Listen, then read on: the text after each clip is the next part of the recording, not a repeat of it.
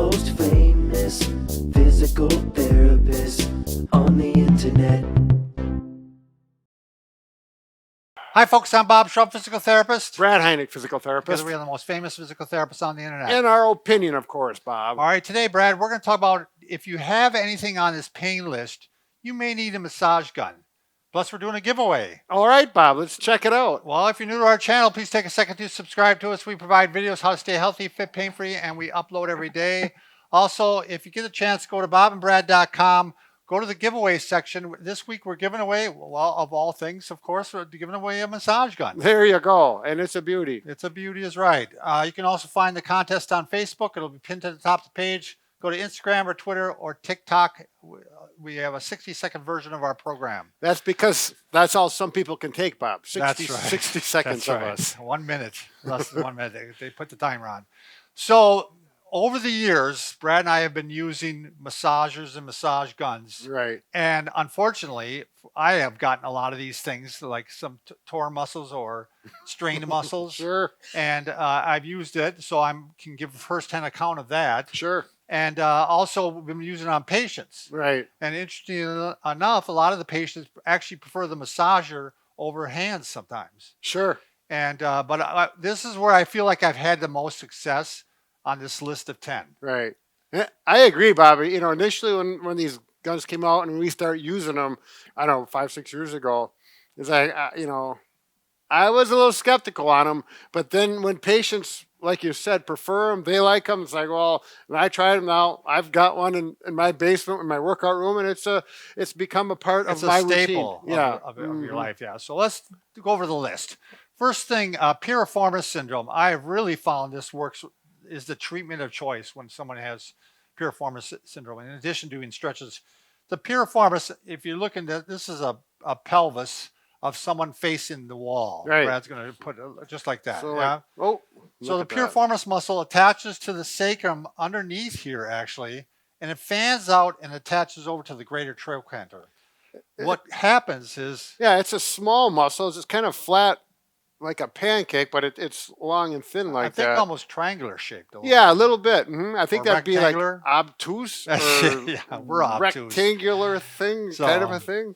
But the thing is that at times, all these nerves come together and form the sciatic nerve, and they travel either underneath it. They might even pierce it. Yep. But that muscle can twang over that nerve.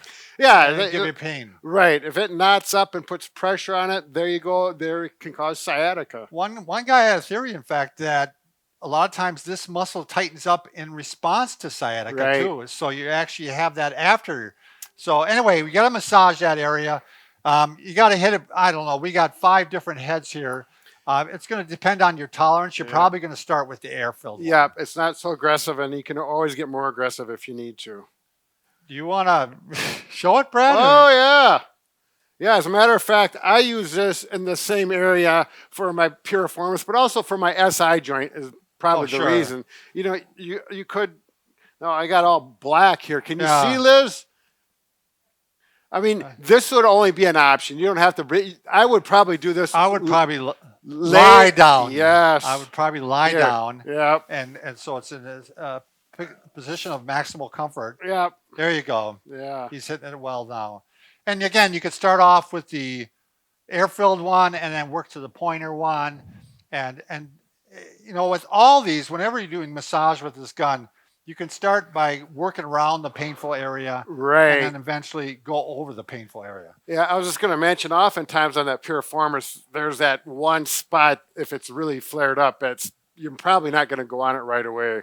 All right, let's go to the next one, Brad. You bet. How about quadricep tendinitis? So that's right where the muscle, the quadricep, attaches into the kneecap.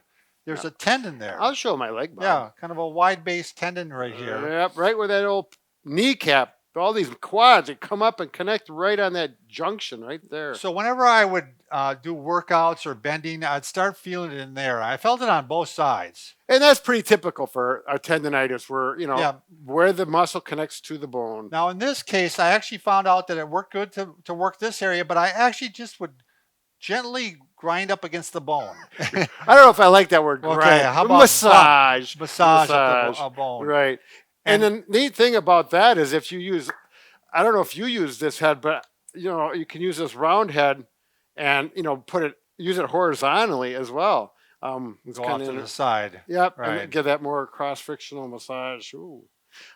Carry on. I All interrupted right. again. Once All again. right. No. So anyway, that worked out really well. It took it down 90% in a few days. Sure. So, number 3, calf strain or tear. I've had that.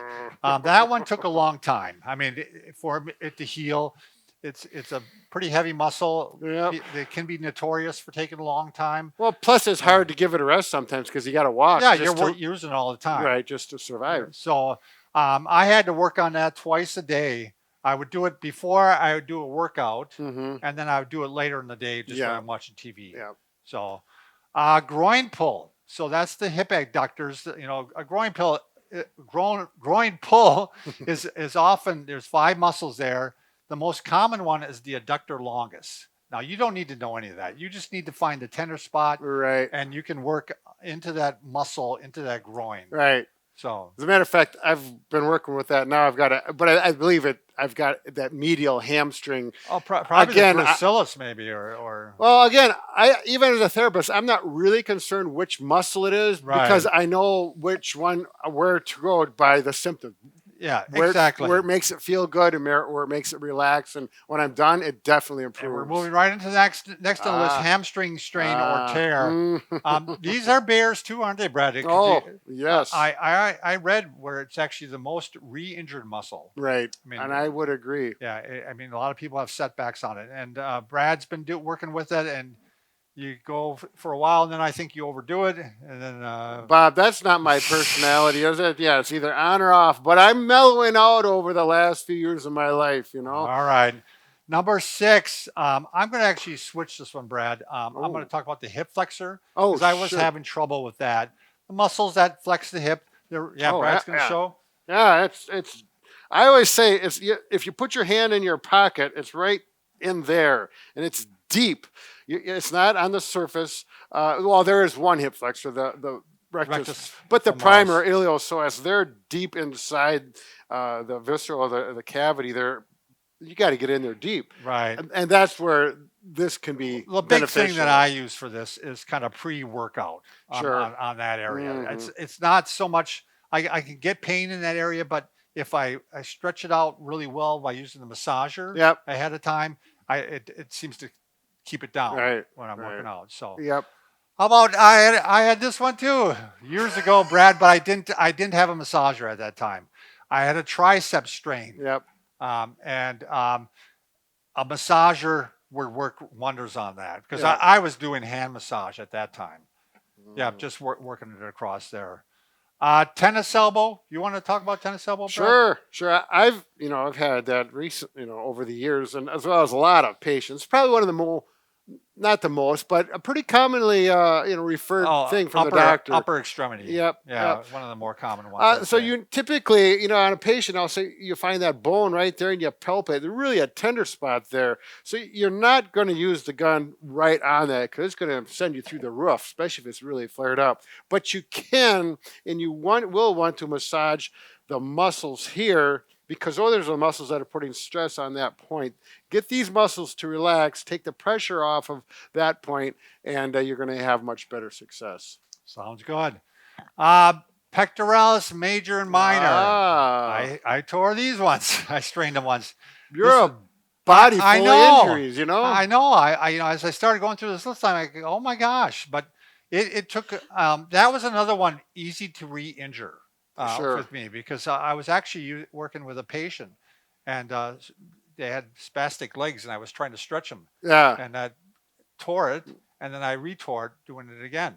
Same patient. Same patient. Wow. Yep. So, but again, you got to figure out which head you're going to use and you can do Brad likes to do this one.